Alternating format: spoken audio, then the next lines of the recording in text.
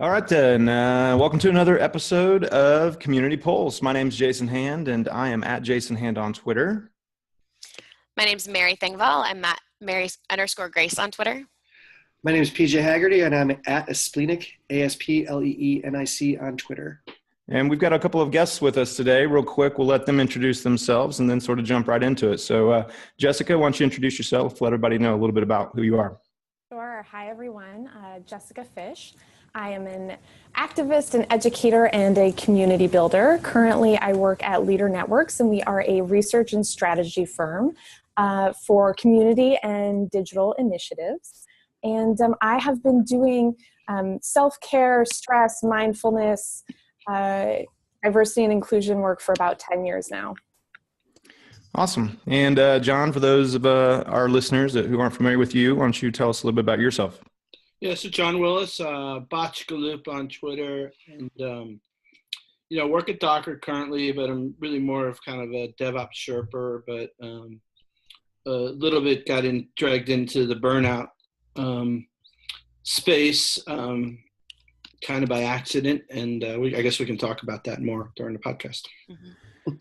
Yeah, I mean, in fact, one of the reasons why we asked you to be on this episode, John, was because of that experience, and it's been sort of very nice shot in the arm for getting this conversation going, not only within the DevOps community, but I think within just sort of the technology community in general.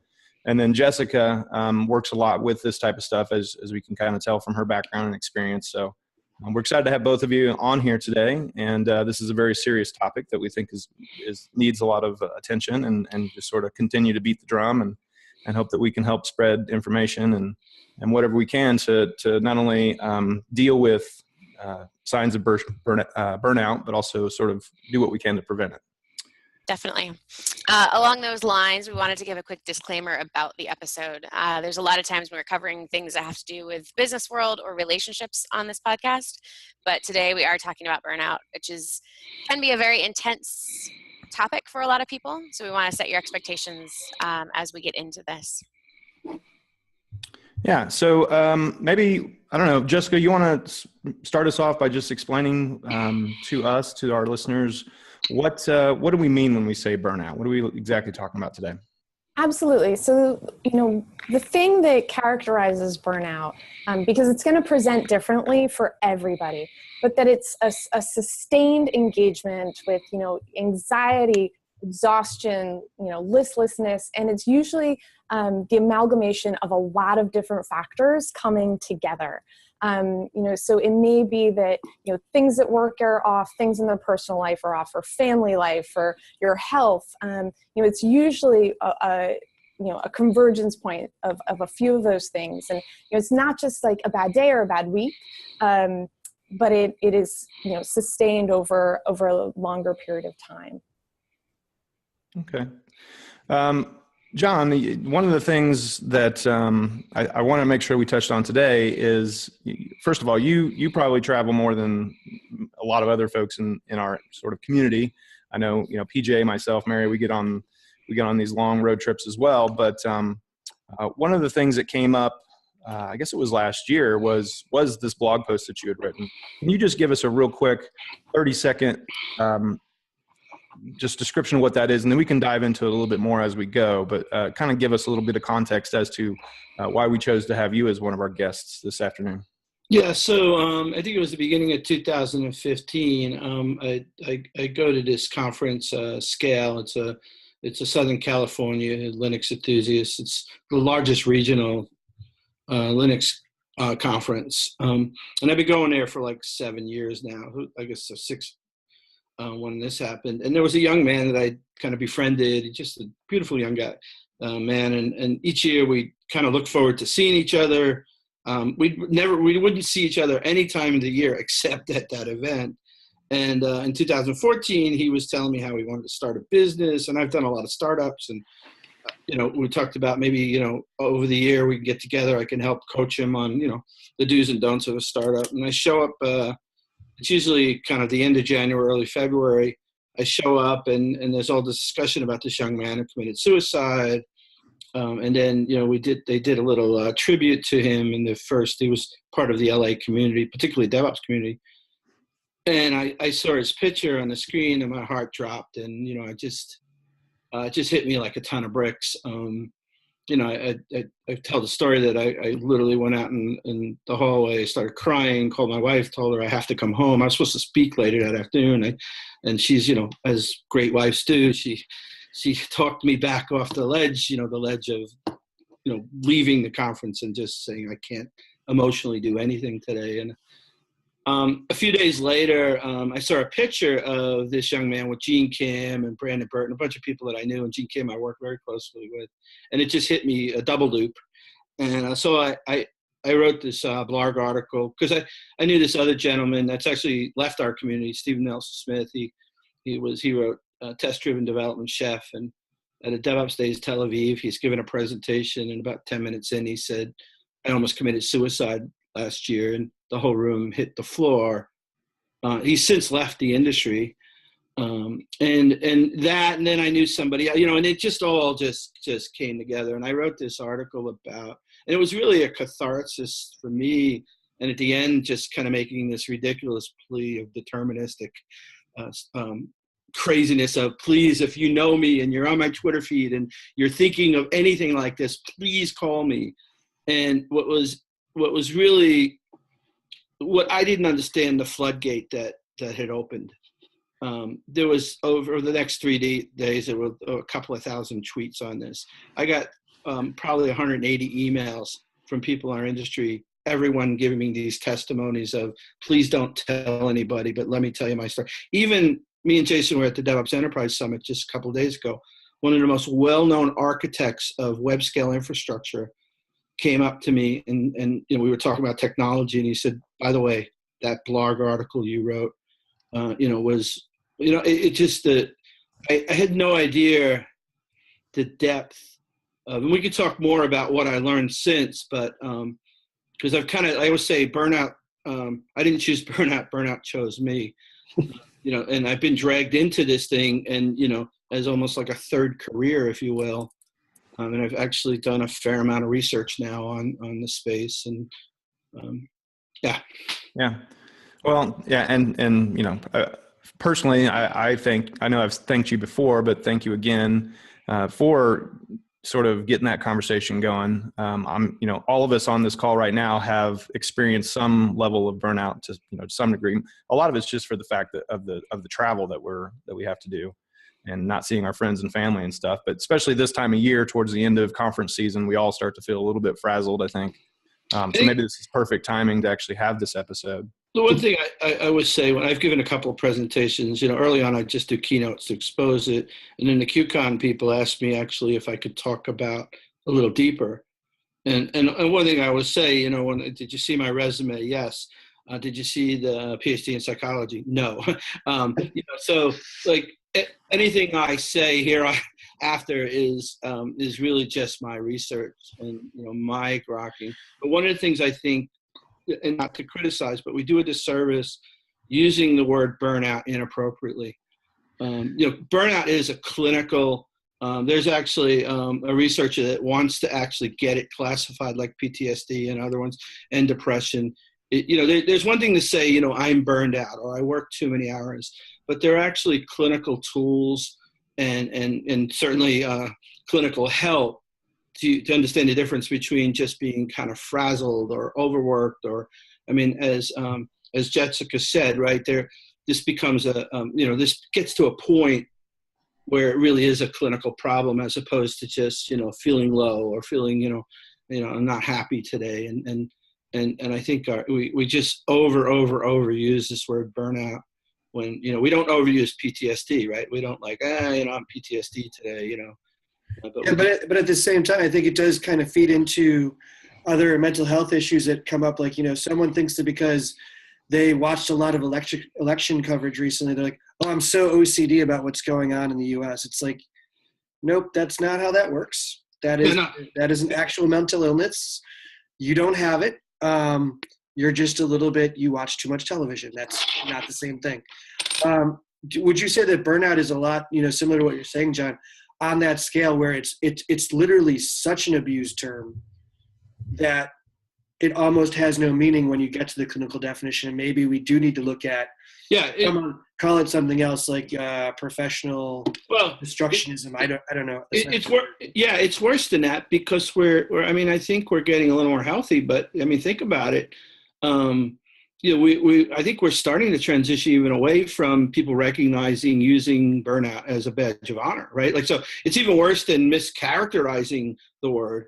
I mean, we're still in a transition phase of, there are people that still think that burnout is a badge, right? And, out of those emails that I got from different people, I would say I got it from industry leaders, people that I thought didn't even like me. But the ones that were most interesting were the young kids, the young people, who the first thing they would say, particularly they were in startups, they would say, please do not tell anybody this. I'll never get a job again in Silicon Valley, right? Like, so we have a cancer even in terms of how we think about burnout even being negative or positive, right? Mm-hmm. Jessica, I've seen you nodding along with a lot of what we've been saying here. What do you think about using those terms? I'm conflicted. Yes, there is absolutely clinical burnout, but there's also a need and a desire to have language that people feel is accessible. And, unfortunately, what's even less accessible for people is a lot of the underlying conditions that feed into burnout. So I might be able to talk about burnout at work and stress, but I cannot talk about anxiety or depression or, bipolar or, OCD or PTSD or, all of being a, survivor of some form of abuse. Like, we have created, professional structures in which, we have to leave a lot of our humanity at the door. And I think that becomes really difficult for folks in the community industry, because we're really charged with being caretakers and stewards and shepherds, right? And so a lot of times, I'm sure we've all had the scenarios where people are disclosing in community, they're disclosing to us as, a facilitator. And so, we're managing that. We're managing a whole lot of, different personalities and then our own stuff.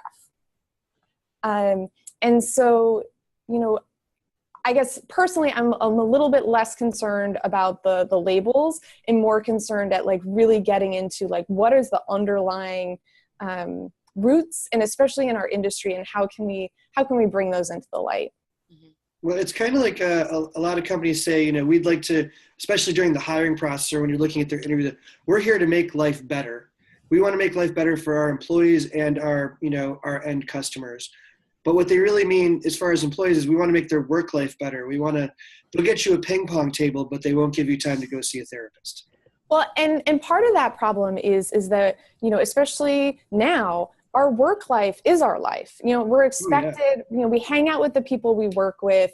We're constantly in communication. And if I can't be my whole self on the job, that becomes then compartmentalization, which just leads to more psychic stress. Yeah, so as I, again, the first year was about just standing up in front of people and say, there is this thing, burnout, it's bad, people are committing suicide, people are dying in our industry. And then when I was asked kind of in early 2016 to say, yeah, we want you to talk about burnout, but like we want, in fact, we want solutions. I'm like, yeah, right, not going to happen. But then it was like, but could you at least give more? And I'm like, okay. And I did a bunch of research, and I already knew, one of the first things that I got hit with was the person who became now a good friend of mine, Josh Corman. And Josh Corman, they actually ran a survey in the IT security community. And so one of the first kind of clinical pieces of data that I picked up, or instruments, is something called the MBI, the Maslach Burnout Inventory, right? And Christina Maslach, and I've got the opportunity to talk to her a couple of times now, is one of the leading researchers on kind of occupational burnout.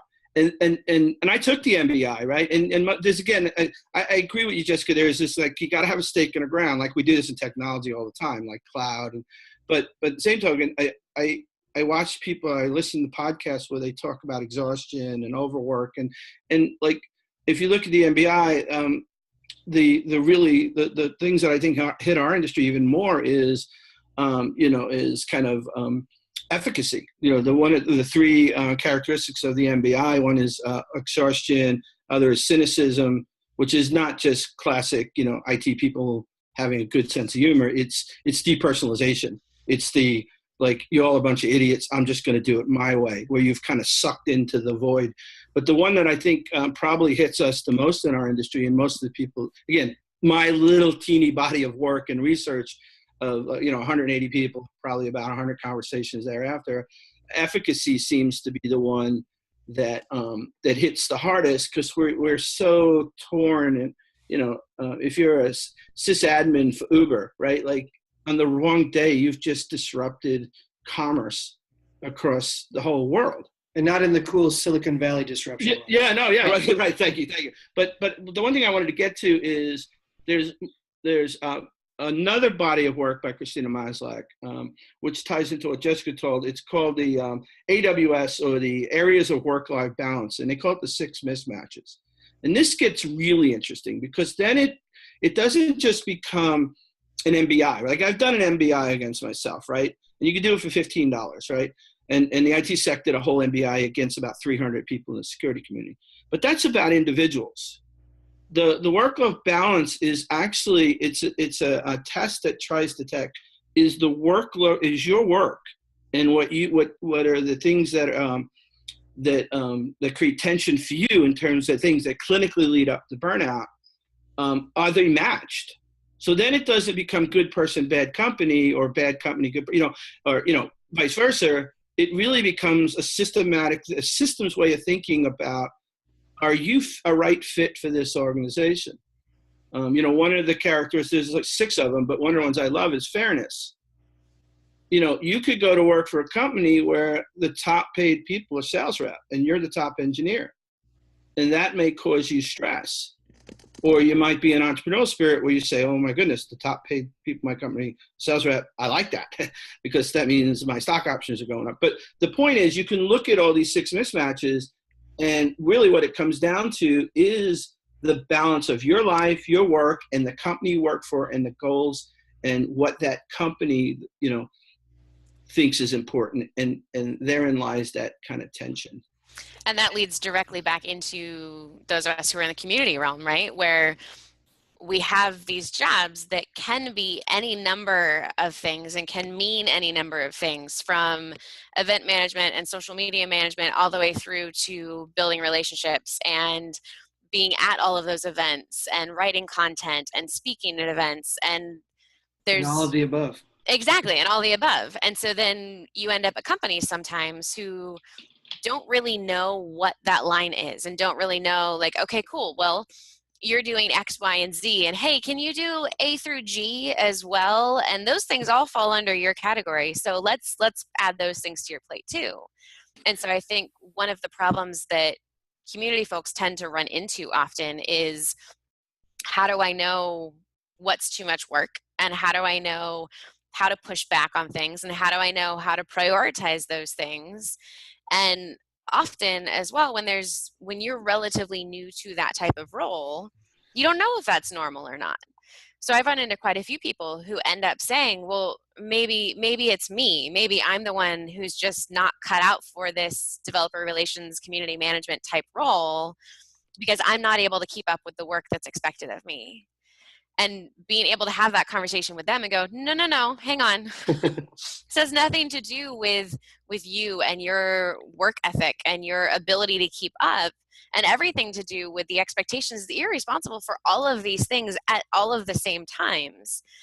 And so working out some of that balance of what's expected of you and what you're able to push back on, and finding that comfort level of being able to say, no, look, I have too much on my plate right now.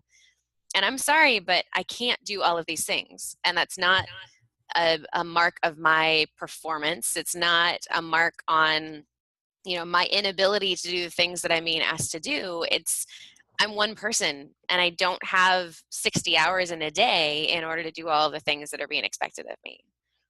Yeah. I think a lot of it is to that kind of, just to jump on that conversation, is that we in the community, or in the roles that we're in, we tend to wear a lot of hats, and we tend to, have a lot of balls in the air, and we also do really good work. And then people start to set their own expectations of, well, earlier in the year, Jason was able to write a book and give 5 presentations and do all these things all within Q1.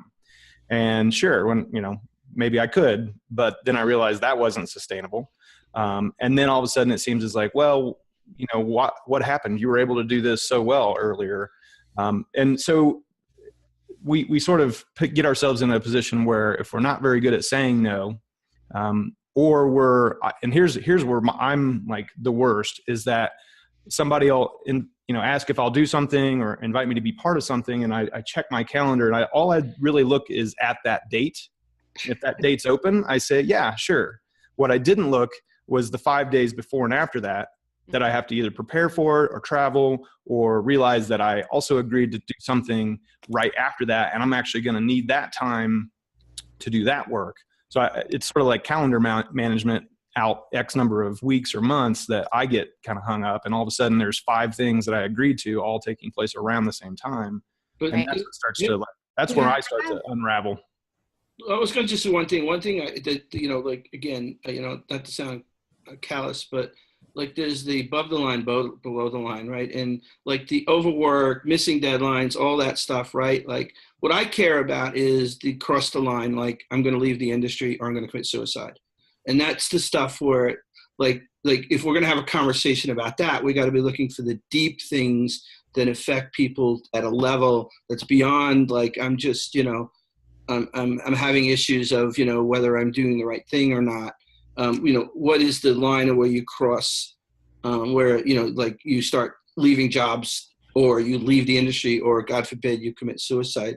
That's the kind of real gray area where, I think the deep burnout discussions have to hold the fort, to stop losing people. I mean, yeah, go ahead. I'm sorry. The reason why I bring up the other things is I think those are often prequels to those other things happening. So the fear of maybe I'm just not good at this job because I'm not able to keep up, or I'm not able to figure out a way to say no to these managers and these people who are C-suite people who are above me, who I shouldn't be turning down these opportunities to work on these projects. Those things in my mind all lead up to I'm leaving this job because I can't do it, or I'm leaving the industry because maybe I'm just not cut out for this thing, or lead to further and deeper depression that leads to suicide or suicidal thoughts and things like that as well. Jessica, you were going to say something? Yeah, I think it strikes me as I think that there are, kind of 2 conversations that we could have here. And one is really centered around the, kind of clinical burnout and what are we looking for and how do we become both advocates and more aware of that predicament. And then the other thing, which I call CMGR overwhelm, which is also like really intense and serious and, has led to, in my experience, a whole, spectrum of different reactions from folks, typically not ending in the more dramatic places where chronic burnout can go.